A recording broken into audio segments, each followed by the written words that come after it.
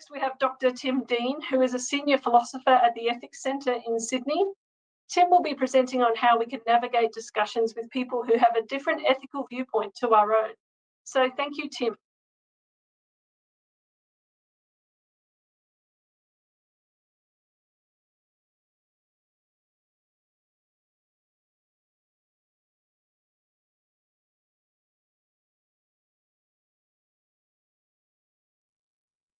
All right, hello everybody. It's a real pleasure to be here with you today, virtually, and for the conversation a little bit later on today. So in terms of what we're talking about today, or what I want to cover today, I want to ask you a question. Have you ever had a conversation with someone about animal welfare that went nowhere? A conversation where you were discussing an issue in the news, an issue of a topic of conversation, whatever's going around over the kitchen table or at a cafe or with friends or online, and you find that there are some different views and you feel as though the person that you are speaking to is wrong-headed about something, or their ethical views are problematic in some way. But then in this conversation, you systematically maybe dismantle their arguments, you challenge them, you show new evidence, you present perspectives that you think ought to be persuasive, and they don't change their mind. Like just nothing happens. Now, I don't know about you, but these kinds of conversations happen to me quite a lot. There are principal positions that I might hold where I disagree with somebody. And being a philosopher, being an ethicist, I've got a few arguments in my back pocket. I'll present them out there, I'll lay them out on the table, and people don't change their mind. What's going on here? That's really the crux of what I want to talk about today. So the title of my presentation is about crossing the divide, is how can we not just understand our own ethical views? How can we engage with those who have views that are different from our own? So there's going to be a little bit of ethics in here, but there's also going to be a little bit of psychology as well, understanding how we form our moral beliefs, how we come to a particular viewpoint, which will also help us understand how others come to a different viewpoint, and how we can bridge that gap and really engage with someone else and share a different perspective, hopefully persuade them that a different ethical view might be the right one. So in terms of the agenda for today, this is supposed to represent us being at odds with each other. Why is it that argument? Why is it the conversation? Why is it that otherwise, reasonable, ethical conversation can end up with a conflict like this? So today, what we're going to go through is I'm going to talk a little bit about why arguments fail, why it is that when we're speaking to people, engaging with others, that they can not hear or be persuaded by what we're talking about. And then I'm going to pivot and talk a little bit about, okay, well, what can we do about that? How can we have better conversations? How are we able to engage with people and really connect with them so that they can hear what we're saying?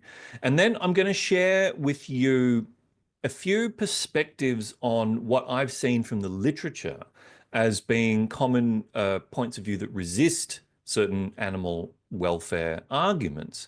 See where they're really coming from. See if there are any touch points that we can tease out that will give you an entry point to engage with others and understand where they're coming from, and perhaps help them understand where you are coming from. So that's what we're going to be going through today. And I'll be happy to unpack some more examples or go into more detail in questions or during the panel afterwards. All right, so let's start with a bit of a game. This is a game that I guarantee comes straight from the academic literature. And I do want to point out that some of you might find the example that I'm going to present to you a little perhaps distasteful, perhaps a little triggering even. But this is directly from the moral psychological literature. This is from some studies that are trying to probe how we think about right and wrong, how we arrive at our conclusions and how they influence our beliefs. So what I want to do is play this game called Is It Wrong? I'm going to present to you a scenario, and I want you to think about your immediate, intuitive, ethical response, your right, wrong response. Okay, here goes. A family's dog was killed by a car in front of their house. They had heard that dog meat was delicious. So they cut up the dog's body and cooked it and ate it for dinner. So that's the scenario. Is it wrong? Now, if I were in the room with you, I'd get a show of hands to see how many of you intuitively thought that there was something morally wrong about this action by this family. And when I do this, when I present this scenario in rooms full of people, and I've done that many times, hands shoot up. A lot of people feel that there is something wrong about this particular situation. But I want to put a little bit of pressure on you. What is wrong about this? And this is what this literature is trying to examine. All right, we have a feeling that something like this, they've done something wrong. The family has done something wrong. They've got a pet dog, a beloved member of their family, died by an accident, and they have then cooked and eaten the dog for dinner. That just seems perverse, right? But what is actually wrong? Now, from an ethical perspective, there might be a few responses we might give. Now, one dimension of ethics is to say, well, has anyone been harmed in this? Was there any harm involved? When we cause harm to others, generally, we believe that is problematic, that's ethically wrong. But it's hard to identify anybody who has been harmed in this situation. People might come up with a response, and I've heard this many times, to say, well, maybe it's harming the family by diminishing their respect for animals or pets. But what if it was the case that this was a special instance and the family was guaranteed to still love and care for animals in every other situation, but in this situation, they thought it was okay? Well, another angle we could take is to say, is there any unfairness here? Has anyone been treated unfairly? And again, it's hard to see any example of somebody who's been treated unfairly in this situation. No one has gotten more or less or been ripped off. Another angle we might take is, what about respect? What about care for family members? Well, again, a philosopher could push back on that and say, well, what if this is a sign of respect? There are many cultures who do consume the bodies or parts of the bodies of their beloved deceased as a sign of respect. Now, I could keep doing this with all of your responses for a long time. And some of you might think it's okay. Some of you might think it's problematic. Generally, when philosophers and psychologists ask this question, people generally say there's something wrong with this. The family should not have done this. And they can come up with a whole lot of different reasons why. But if you put a little bit of pressure on those reasons, it is quite difficult to pinpoint a particular moral principle that has been violated, a particular value that has been breached. It doesn't mean it's impossible. It just means that the intuitive response comes up, we find a reason why, and that reason may not actually be the reason why we've came up with the feeling of wrongness in the first place. So what's going on here? So this is a phenomenon that the American moral psychologist Jonathan Haidt calls moral dumbfounding. And there are lots of other examples that he's used. There are lots of other examples cited in the literature, some even more unsavory than this one. And in these examples, what he found is this phenomenon that he calls dumbfounding, where people have a very strong moral judgment but struggle to find really clear moral principles that have been violated or values that have been neglected. And this challenges a view that I think philosophers have held for possibly centuries. And that view goes a little bit like this. The idea is, if we see something that we believe is morally problematic, we see something, we get a response, okay. We feel, so the philosophical response was, we see something that we think is wrong and we draw upon a principle to say this is why this is wrong. I think battery hen farming is wrong. And that's because of X, Y, and Z reasons. It's inhumane, it's causing harm, or whatever it is. And from that principle that explains the wrongness, we then experience an emotional reaction. We then feel outrage or disgust, which might motivate us then to go on and act. And this is the view, the kind of implicit view in a lot of moral philosophy from the last, well, couple of thousand years, really, that our principles are playing a direct role in explaining the way that we feel or see the world.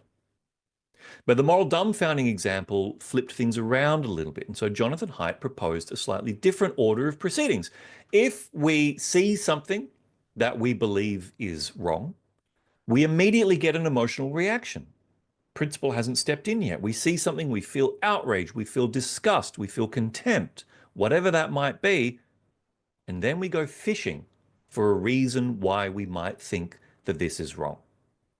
So what Jonathan Haidt said is really emotion takes the primacy here. We see the world in a particular way. We get an emotional reaction because of the way that we see the world. And then he said, we almost have like an intuitive lawyer, a defense lawyer, saying, okay, yeah, you're pretty outraged by that. Let's come up with a few reasons why. Now, some of those reasons are perfectly good reasons. Some of those reasons are well considered and they can explain the way we see the world and justify our views. But Haidt found in a lot of these experiments that quite often the reasons that we come up with are not the real reasons that we formed that belief or had that emotion in the first place. They are almost a way of post hoc rationalizing the way that we feel or the way that we see the world. And he called this the emotional tail wagging the rational dog. And this is really important because if we want to try to understand how other people think and feel and form their moral opinions, often what can happen if we're disagreeing with them is that we take their reasons that they're given, that they give to us on face value. We challenge those reasons. We knock those reasons down. We show those reasons are poor, they're wanting, but they don't change their mind. And that's because those reasons were post hoc rationalizations for the views that they held more implicitly, more unexamined views, more embedded in the way they perceive or assume the world to be, the narratives that they have sitting in the background that shape and make understanding in the world. That was what caused them to see the world in a certain way, get an emotional reaction, and the arguments they present on the other end, you can knock them down all you want, but you're not challenging those underlying perspectives, and so you don't change their mind.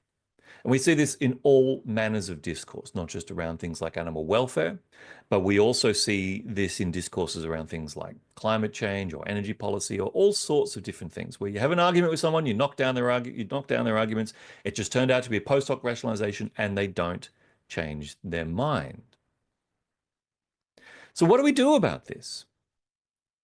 What do we do about this? Well, there's another social dimension to engaging and disagreeing with others as well, because we are not, as some philosophers, not all, some philosophers have said, kind of rational beings, dispassionately, observing and reflecting upon the world and forming beliefs based upon principles and reasons and having everything hang together, such that if somebody challenges our beliefs and suggests a new belief that might better correspond to reality, that we are more than happy to change our minds. That's just not the way we are.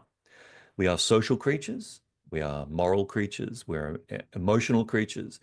And a lot of our views are motivated as much by a desire to fit in, to conform to expectations, to signal our allegiance to particular group identities, or even just to maintain our own identity, such that when our beliefs are criticized, as I believe one of these birds is possibly doing to the other, we can become defensive. We can fight, flight, or freeze when we see conflict. And quite often, the fight takes precedence. And we get these situations where people are defending their views because they're really defending their status or their identity or their kind of worldview. They don't want to reevaluate everything that they believe because they are found to be incorrect about a particular perspective. So one of the dangers is when we start engaging in the battle of post hoc rationalizations, not only are we not getting to the root of people's beliefs and having an opportunity to change the way they see the world, we're also triggering defensiveness. And there's another feature of this when we're talking particularly about morally charged issues, as opposed to, well, I was going to say pineapple on pizza, but that's a pretty contentious issue these days. That does get pretty heated. But there are less contentious issues out there that people can agree or disagree about. Do you enjoy this particular television show? Whatever it is, we know it's subjective. The stakes are pretty low. When we talk about moral issues, we feel often that the stakes are quite high. And there's a big difference between being a moral person, having clear views and values and principles that you adhere to, and being a moralizing person, which is where you impose your views upon others. And that moralization makes people feel like they are bad people, and that can trigger defensiveness as well. So how do we overcome these things? How do we short circuit these psychological tendencies so that we can effectively engage with people and perhaps persuade them of our views, particularly moral views that we think are very important. So let's move on to the next section about just how to have better conversations. I'd like to think these penguins are having a fruitful and constructive engagement right now. So I want to share with you some principles that can be useful when it comes to trying to engage with people in good faith around these things. So the first principle, stop trying to win. Now, this might be counterintuitive, particularly if we think the stakes are high and there's a clear difference of opinion between us and the person we're speaking to. But the thing is, when we engage in a trying to win mentality, that pits us in a zero-sum kind of conflict of I win, you lose. And nobody likes to lose. We become even more defensive. We dig in our heels. We find more reasons to support our post hoc rationalizations. We need to try to pivot and change the way that we speak so that we can really understand where people are coming from and open them up to being receptive to our views. So the second principle is what I just call engage. Engage. And engagement's a bit different to kind of argumentation or conflict. Because engagement, listening, talking, sharing ideas is not a conflict situation. It's inherently a cooperative situation. Now, there's a wonderful American writer named Julia Galef who talks about what she calls the scout mindset. So instead of being a soldier where I'm trying to fight you, I become a scout and you and I are exploring a territory together. We're engaging. And to do that, we need to understand that territory. We need to understand each other. So we ask questions, we probe, we challenge assumptions, we open ourselves up to scrutiny and criticism, as well as inviting the others to be open themselves up to new ideas. Now, that sounds glib, but it can completely change the tone and the nature of your discourse. Instead of opening your mouth when somebody says something that you disagree with and thinking, well, I think, and you say something the opposite, you ask a question. Well, what about this? What's at the bottom of this view? Let's try to understand this together. And that can give you an opportunity to bring your view in just a little bit further down the track once you've built up a greater rapport. Now, that requires us to fight our human nature and withhold judgment and actually listen. So asking questions is such a key aspect of this, and then listening to the answers. And I know that sounds really trivial, but we're not always particularly good at doing that, particularly when it's a morally charged issue. But asking questions, it does two things. One, on the surface, of course, when you ask someone a question, what do you mean by that? Can you elaborate that? What about this example? Are there any other examples you can think of? How are other people thinking about that? When you ask them a question, you hear more about their view, you understand their view better. We can go into depth. Whenever somebody expresses a view, you never get a chance to give the full essay, the background and the footnotes to support your view. You always just give an abridged version, just the abstract. When you ask questions of someone, you give them an opportunity to flesh that out. You better understand their view. But the more important thing I would say is not only do you understand their view, you show respect. You signal that you care. You're validating their feelings about this issue, even if you disagree with the content of what they're saying. You're giving them the time of day, and that will open someone up and diffuse the defensiveness and create an opportunity for you to be able to engage with them with other views. So now after that, as I've said, a lot of reasons can be post hoc rationalizations. So do not take their reasons on face value. Sometimes the reasons they give you will not be the real ones.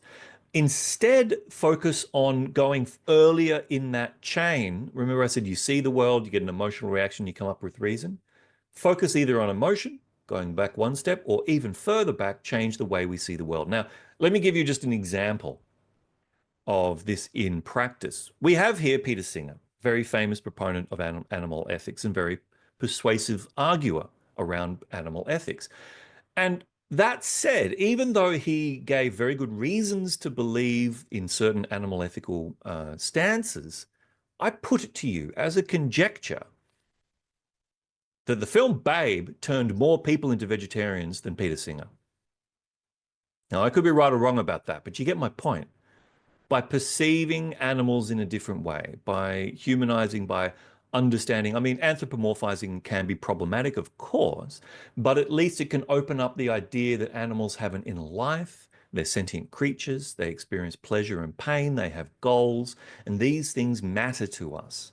Perceiving animals in a different way can radically change the way that people engage with them without ever presenting a rational argument, which of course you can add on to it. You can scaffold it, start with Babe and then go to Peter Singer. But I think if you just start with Peter Singer, it's more difficult to really change people's perspectives.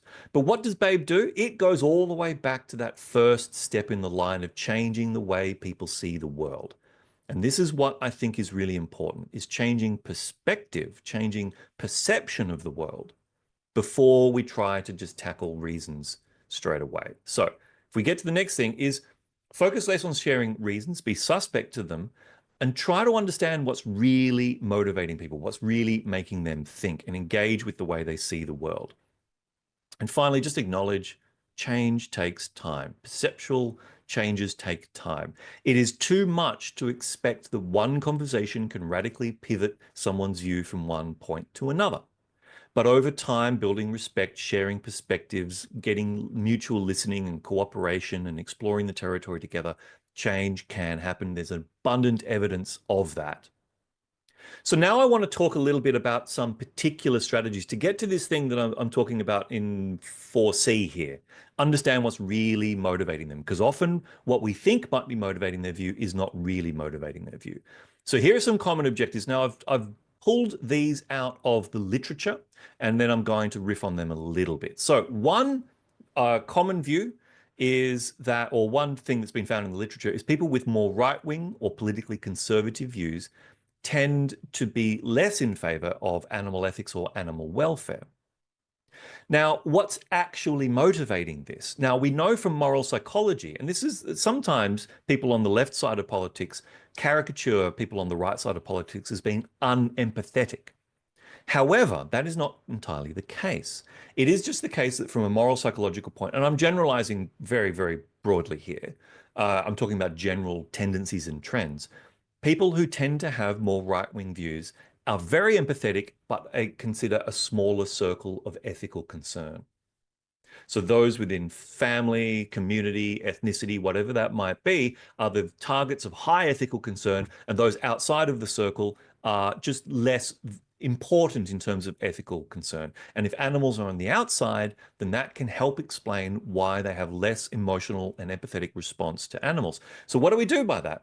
Well, I think we can shift perspective, as I said, focusing on that first step of the chain, to bring animals into the inner circle. Think about the animals in their life they love and they care about. Think about the empathy that they feel towards those in their inner circle and try to encourage them to extend that empathy outside of that circle. And there's been evidence to show that this works, not just with animals, with issues around immigration or asylum seekers, this kind of empathetic engagement by anchoring to something they're already feeling empathetic or empathy towards, and then drawing a bridge and finding a connection to someone outside of the circle and bringing that empathy outside of the circle. I'm just going to move on to, I've got a few more that I want to go through. There's more evidence to show that people who have more strongly religious beliefs also may have weaker views when it comes to animal ethics or animal welfare. What's really going on here? Now, there's another bit of research that I'm connecting up here, which is those who are more religious tend to have a very strong belief in like a natural order of the world. And sometimes that natural order places humans at the top of the heap and other animals lower down.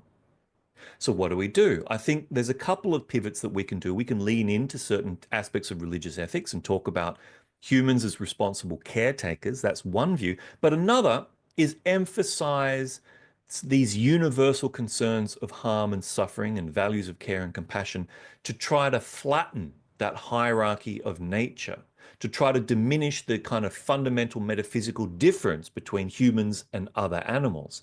So that's a different conversation. If you're talking to a religious person, instead of going to religion, you could talk more about this hierarchy of good, or hierarchy of creatures in the world, hierarchy of concern. That's a very different conversation. Go in, explore that as a scout, and you might find that conversation leads in ways that open up opportunities to bring animals into this idea of our concern and our responsibility to care for.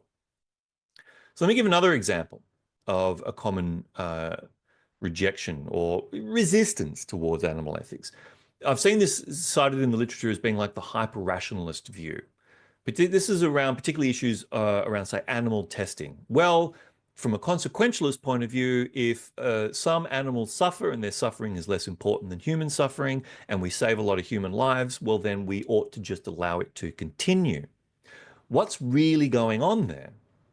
Well, I think the consequentialist argument can be valid, but consequentialism can be quite emotionally hollow, and it doesn't fully represent the way a lot of us emotionally engage with the world. And it can be, for those who are more personality inclined towards reason and abstract thinking, then it can be an easy way to just latch on to an argument that seems to make sense of the world and then just put our emotions to one side. In fact, a lot of consequentialist arguments require us to suppress our emotional responses because they can be counterintuitive. So what do we do? Well, I think we can emphasize on a consequentialist point of view the abstract principle of reducing suffering. This is what Peter Singer did. He is a consequentialist, and he took these arguments and pivoted to say, well, maybe animals are not of lower concern. And this can bring things into a more emotional domain when we start to think about reducing suffering. I'm going to quickly go through another couple that are kind of related. Another thing that comes up in the literature is some people say, it's just not my problem. The government or the industry should be dealing with this stuff, not me. Now, I think this is a bit of an evasive move for those who feel a little bit guilty, which connects to the next one I'm going to talk about. But I think we can say, look, yes, it is a systemic issue. We can contribute to changing the system, but we can also emphasize what we can do at a low cost. We can take responsibility for our own actions, which is central to ethics, just owning our actions. And this is connected to another response that I see in the literature, which is just avoidance. People are saying, look, yeah, I know these poor animals, it's terrible. I should care about them a lot more, whether it's, donating to wilderness funds, supporting the environment, or whether it's, the food that I buy. But it's all too hard. I feel really bad about it. So I'm just going to avoid the issue and ignore it. Now, I think when engaging with people like this, we've got to validate the discomfort. We've got to acknowledge that they feel really uncomfortable about this. Understand that what they're doing is they're not bad people. They're just trying to avoid another ethical burden in our lives, of which there are so many, and it can become overwhelming. So showing some sympathy for that can be a good way to open up a conversation, to then offer some feel-good things that we can do to say, you know what, you don't have to feel bad about this. You can feel good about this. There are things that you can do. Emphasize our agency, our ability to impact the world in a positive way. And opening that as a line of conversation can then pivot the way people see the world. Instead of seeing something and going, oh, I'm just going to ignore it, they can say, no, there's something I can do here that's going to make me actually feel good. Now, I've gone through these very, very quickly. There's a lot of depth to all of these, but I wanted to give you a taste of how you don't have to take the reasons that people are presenting and take them on face value and try to tackle them head on. You can try to understand where people are really coming from, what's really motivating them, engage them in another conversation, connect to emotions, try to change the way they see the world. And that can have a huge impact on how people think about animals, themselves, their ethics, and how that shapes their behavior. So that's all I've got time for in this presentation. I'd like to thank you all so much for your time and attention, and I'm looking forward to chatting with you in the questions and in the panel discussion later on today.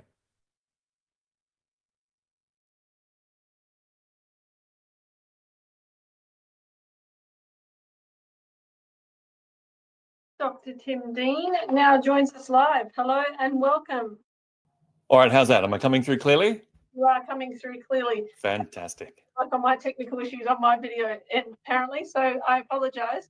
Thank you really very much for that presentation. It really did open up our eyes into the different perspectives and how to deal with some very difficult conversations when people have different points of view. So we do have a number of questions, as I said, from our very engaged audience today, which is fantastic. I might get kick-started with how can you best apply your approach when you're dealing with people who strongly believe they're basing their views on evidence because they're unwilling to examine their basic assumptions? Yeah, I mean, that's such a good question because, goodness, that could apply to so many of the conversations that we have in our everyday life. And I think what Roz is speaking to here is this general tendency that a lot of us have to overestimate our own knowledge and understanding of an issue and to have greater confidence in our reasons for supporting our views than maybe we have justification for. Now, this is a pretty universal human trait. It's an overconfidence bias that all of us experience, and I think this is one example of that coming into play. So, what I would suggest in cases like this is to use it as an example to reflect upon your own beliefs and the confidence that you have in your own beliefs, but move into this scout mindset, this exploration mindset. If you feel that someone is incorrect and they're factually incorrect and they're holding on to beliefs and assumptions that you think are false, use this as an opportunity to explore that. And you do that by asking questions. The thing is, one thing that motivates an overconfidence bias is we like to have a positive self-perception. We like to feel as though we have good ideas. And being challenged on our ideas can make us feel or become defensive.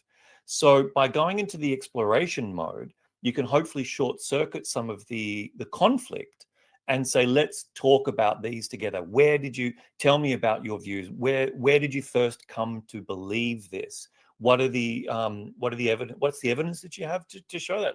Let me ask you questions before I share any information. Now, it's not always going to work. It's not always going to happen in one conversation, but over the course of multiple conversations of building trust and going on an exploration together, you can open someone up by removing the defensiveness, build respect, and then maybe at some point together, they might acknowledge there's more information they need, and that's an opening for you to share some alternative perspectives. Fantastic. Thank you very much for that. Next question. How does the Dunning-Kruger effect impact interactions, particularly when engaging with individuals who hold opposing views, scientifically grounded topics? How can we navigate these discussions effectively when people overestimate their knowledge without being condescending? Yeah, thanks, Debbie. For those who are not familiar, the Dunning-Kruger effect is broadly an idea where the less informed you are about a subject, the greater the tendency is that you feel you're more informed. And I think many of us who've studied difficult issues have found that the deeper you go, the more complex it is, and maybe the less certain you become about some of your deeply held views. Look, my response would be similar to that for Roz, which is that are all susceptible to these effects. So what we need to do is build an opportunity to present new perspectives. And that means stepping away from the conflict frame and stepping towards the exploration frame. That is what will enable you to highlight errors without it seeming disrespectful. So I'll keep that answer pretty brief because I think it's similar to the last response. Excellent. Thank you. A question from Jeremy. Is consequentialism a different word for utilitarian? Oh, Jeremy, asking a good old-fashioned philosophical question here. How much time have you got? All right, so basically, consequentialism is a broad bucket framework in ethics that refers to any ethical view where we justify a particular course of action by referring to the consequences of that action.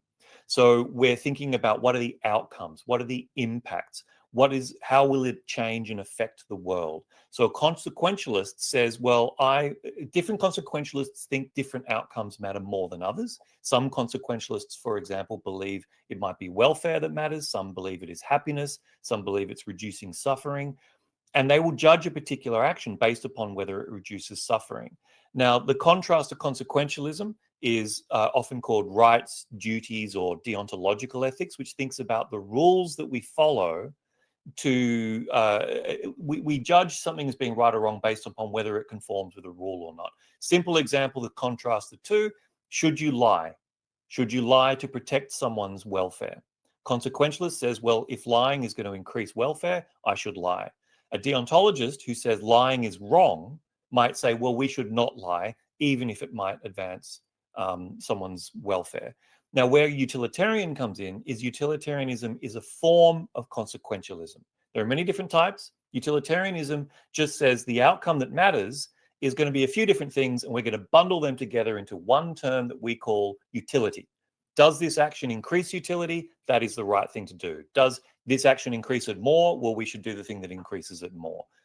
I'll leave it there. There's a lot more nuance to that, but utilitarianism, in short, is a form of consequentialism. Okay, thank you. Love the hard philosophical questions. Another question we have here, what would be a good way to handle people whose objections are just directly, because I want this and I have a right to it? This particular question comes from a space in education around breeding and seeking welfare-impacted animals for aesthetic reasons. Of course, in our world, we talk a lot about brachycephalic dogs with the short nose that can't breathe well. That might be a practical example to give you. Yeah, look, this is a really good example, really good question here. This idea of I have a right to it. Now, maybe people do have people do have rights to certain things. You can't stop me from speaking about something because I have a right to express myself. You can't prevent me from doing things that violate my basic human rights.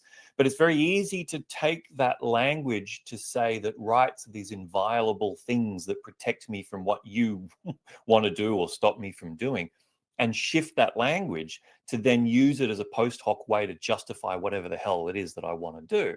And so it sounds to me that in situations like this, saying that I have a right to it is a post hoc justification. Because I would suggest that if someone says, well, I have a right to have a dog that I think is, suffering because I like the look of it or something like that, I have a right to choose that. I suspect that if you provided a really conclusive argument to show that that right does not exist, they would not change their mind. So if that is the case, then focusing on that, saying I have a right to do it, is going to just be a waste of time, because you could knock it down, nothing changes. Find out what's really motivating them. Find out what's really going to be the place where you can pivot. Go on an exploration, uncover these things, and have a different conversation, not about rights.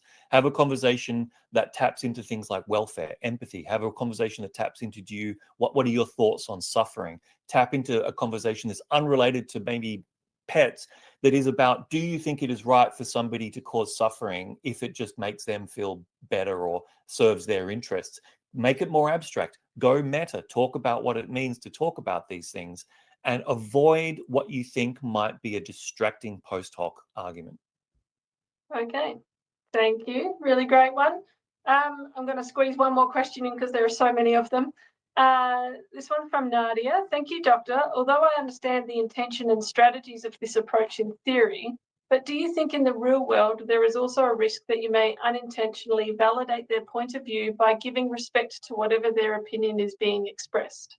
Oh, Nadia, that is such a good question. And I was hoping someone might ask me something like this. So thank you, Nadia. I draw a distinction between the importance of validating how someone feels and validating their perspective on the world, whilst also disagreeing with their views and not endorsing their views. So, what do I mean by that? In these kinds of conversations, you build respect by validating the way someone feels. I can see you feel really strongly about that. I can see you really love eating bacon. Whatever they might be trying to say. A lot of the times when people push back against what we're talking about, it's because they don't feel heard, they don't feel respected, and they don't feel validated. And they'll often throw more and more things at us, just waiting for us to say, I see what you're saying, I see how you feel. Now, it's a tool in your toolkit, and it takes practice to be able to say to somebody, yes, I can see that you feel strongly about that, but I hold a different view.